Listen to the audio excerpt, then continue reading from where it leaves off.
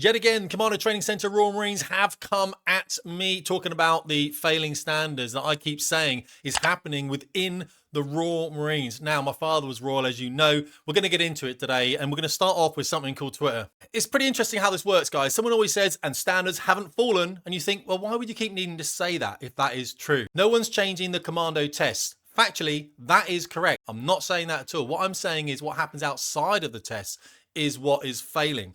That is the standards that are being lowered. Now, do you have what it takes? If you think you do, then why not explore a career in the Royal Marines? And one thing I would say to you right now is absolutely do that. If you're a young man thinking of, or even a young woman thinking of going into an armed service, have a look at the Royal Marines, all right? But I would say that no woman has passed the full Commando test in the Royal Marines yet, which I think is a good thing as well, because I just don't think you can as a woman. I think the tests are outside of the capability of a woman, but they have passed the all arms Commando test. Was it Lily Fisher, someone like that? I think it was, a young lady.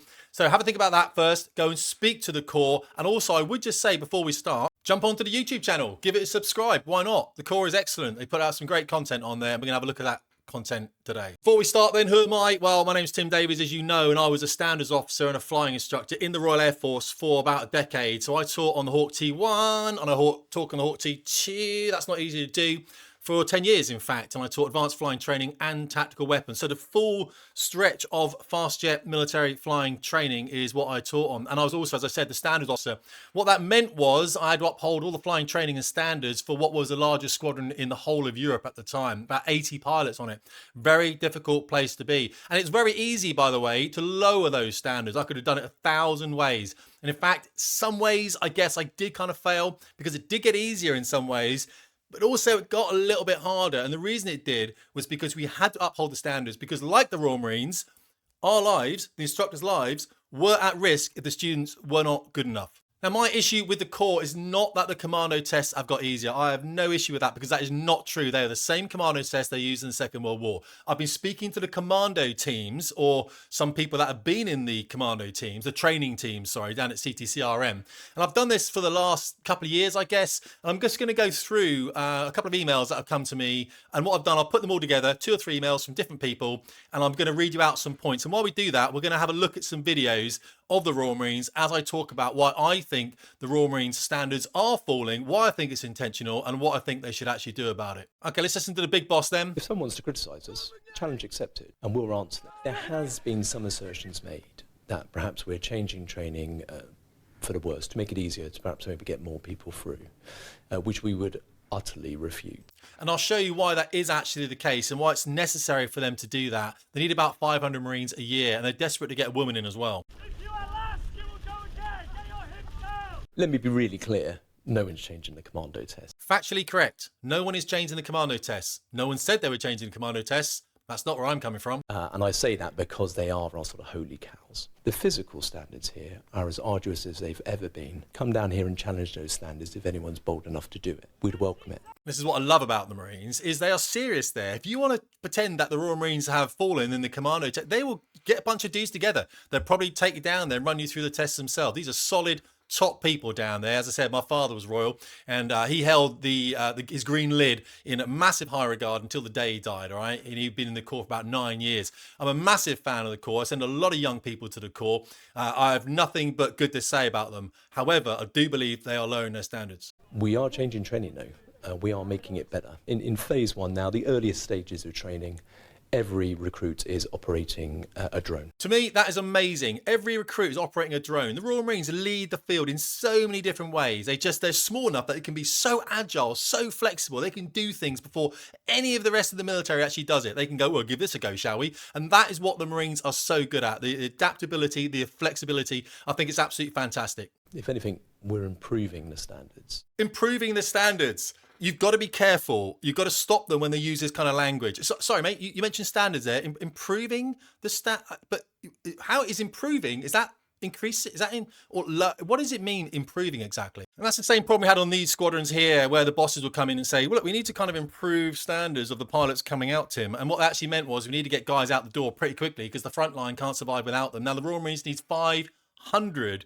young men to go through CTCRM down at Lympston every year, pretty much, all right? It needs to get them out the door. Now, what happens, you can say, well, if they're not good enough, we won't employ them. Yeah, that's all well and good, mate, and I understand that, but we said the same thing about these jets up here, the big Tornado and stuff like that.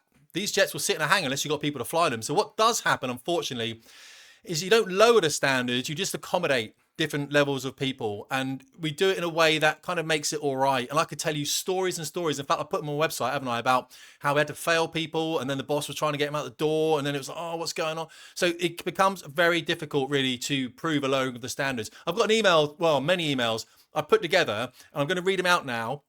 These have come from some guys in the training teams themselves at Lympstone over the last, I'm going to say, over the last 0 to 15 years. I do not want these men to be identified. I promised they wouldn't be, so I'm not using any names at all. And they're going to talk to you a little bit about the standards. In the meantime, we're going to play a video of the Royal Marines. I'm just going to talk over it so you can see the capability of this fine fighting force. So guys, whilst you watch these films then, I hope the Corps is happy for me to play these films to you whilst I comment on them. I've spoken to many guys within the training teams. In fact, 3 or 4 of these guys wrote me emails. I put them all together, and these guys have, some of them started enlisting Marines, and they've transferred across to the commission ranks, and they've been former troop commanders basically down at CTCRM.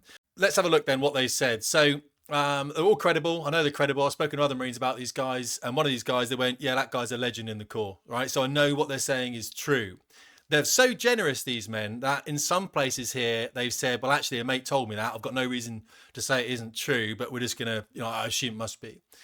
Now, the Royal Marines were formed back in 1664 under Charles II, the Duke of York and Albany's Regiment of Foot, if I remember correctly. I was a naval officer, guys, for about 5 years, I'm sure you are aware. Now, the Royal Marines claim the standards haven't changed. However, this is the issue. It's misleading because the test conditions have been softened. I'm going to explain to you why that is the case. It's about salami slicing then, small incremental changes that make a big difference over time. And one of the big issues with that is the same as that we found in the Royal Air Force. Many people come along and change 1 or 2 little things. And of course, by the time you come into that training role, you won't have seen all those little changes. You'll just see it as it is now and you think, well, that's always been that way. But that's not necessarily the case. So there's a long-term institutional tendency to make tiny adjustments to improve pass rates, which is called GTS, gain to strength. It's in the same in all militaries around the world. You need people on that front line. Now, each change just looks minor in isolations, but over time they accumulate to significantly lower the difficulty of what surrounds those tests. This is from 13 years ago, this video, so we're looking at some old school stuff right now, okay? Don't get me wrong. This is Woodbridge Common, I believe it is. So there's Commando Test there. Now, that's an interesting one, and we can point that out, but there are many. We're going to talk about these Commando Tests now, and unfortunately, I could use this as examples, but I probably won't. You can have a look at it for yourself. There's a constant pressure then to maintain that GTS, that gain to target strength, or gains to strength, basically, GTS. Also, there's constant pressure to meet the diversity and inclusion expectations, especially around women, that Ben Wallace put out from the Cabinet Office when he was Defence Secretary. That massively affected the Royal Air Force. I did loads of stories about. And also to avoid bad press or injuries, basically health and safety. Now, the result of that is that it's easier to pass, but it always looks the same. As you saw the commander just saying there, the standards haven't dropped. What I'm saying is the standards have dropped. Now, the physical and mental toughness is being diluted by an overprotectiveness. What that means is there's psychologists that gives coping strategies to Marines, nods as they were called. Well, of course, how can you say it's a bad thing? And this is what I mean. People say, well, it's not bad, Tim, that psychologists give advice to Marines going through. We never have psychologists at all in the Royal Air Force when I went through flying training, all right? A lot of that is about the mental preparedness that you've got to do yourself and with your teams. I'm not saying having psychologists there to help the students through is a bad thing. I'm just saying they weren't there before. Can you see what I'm saying now? Standards are changing. Standards have fallen.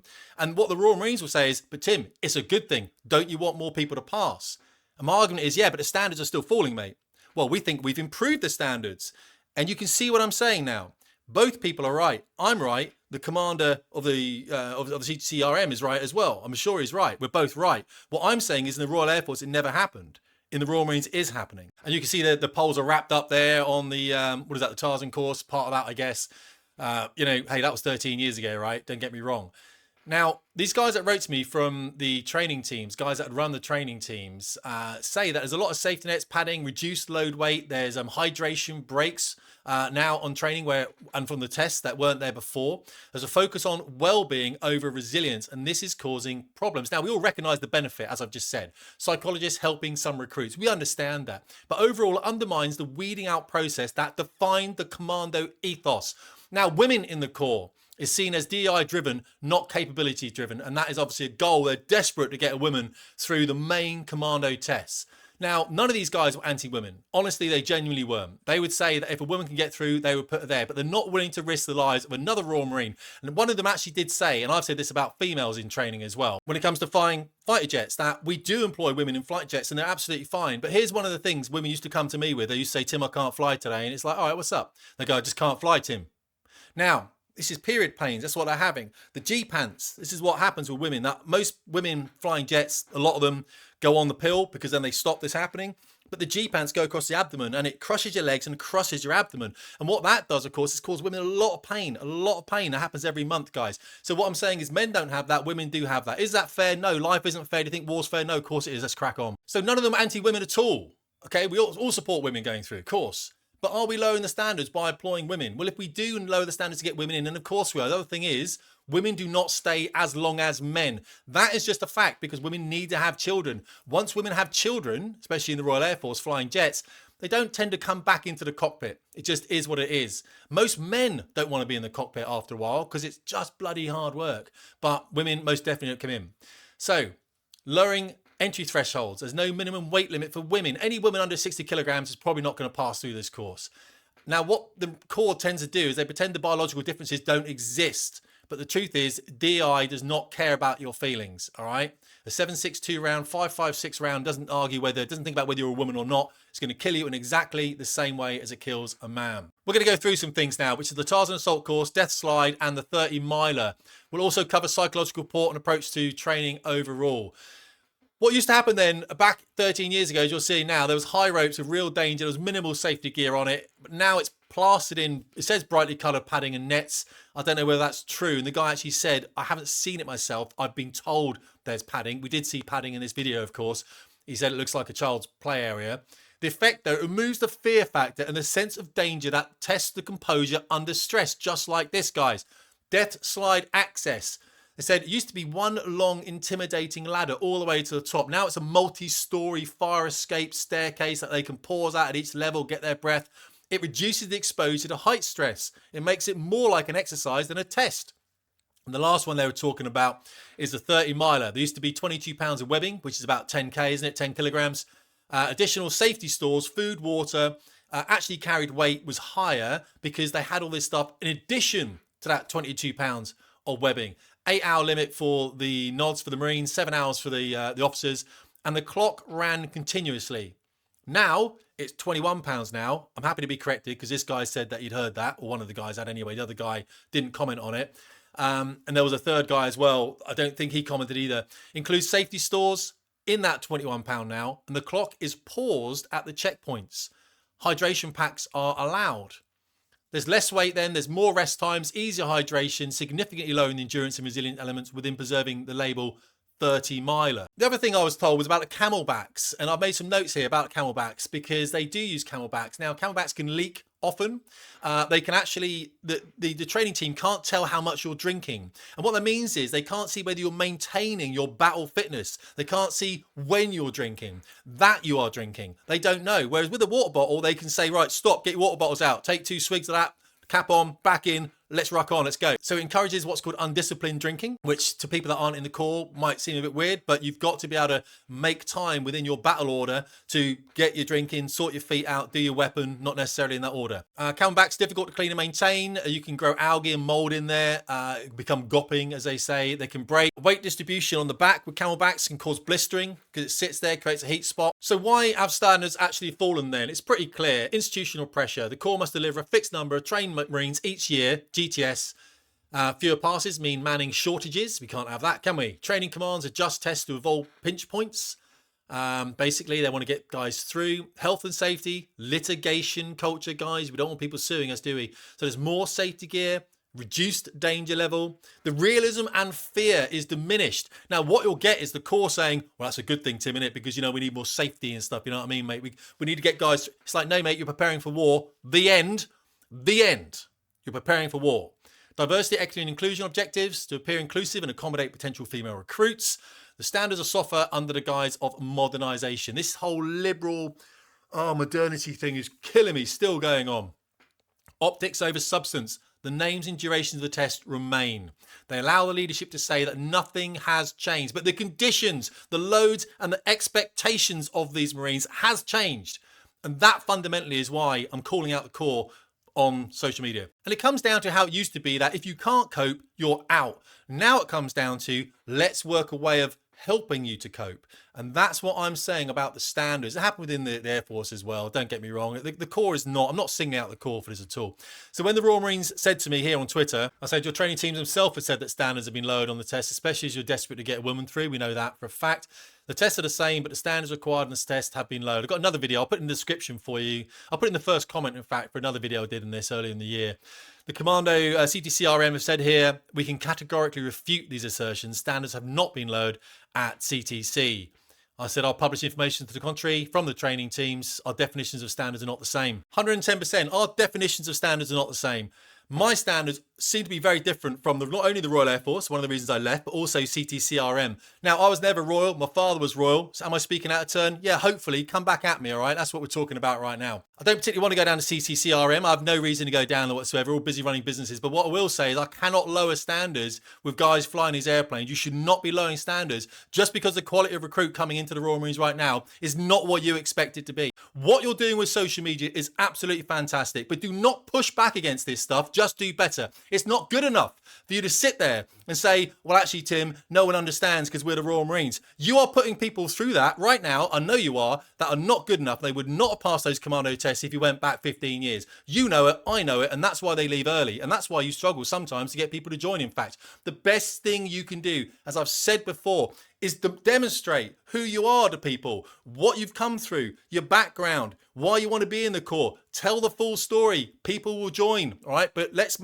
keep that pressure on. Let's make people deserve it. Don't dumb down the standards because there is no coming back from it. You never make a test harder. You only ever make it easier. You know I'm right, guys. Come back at me if you want. I'm more than happy to do another one of these for you, all right? Tim Davies, Fast Ship Performance.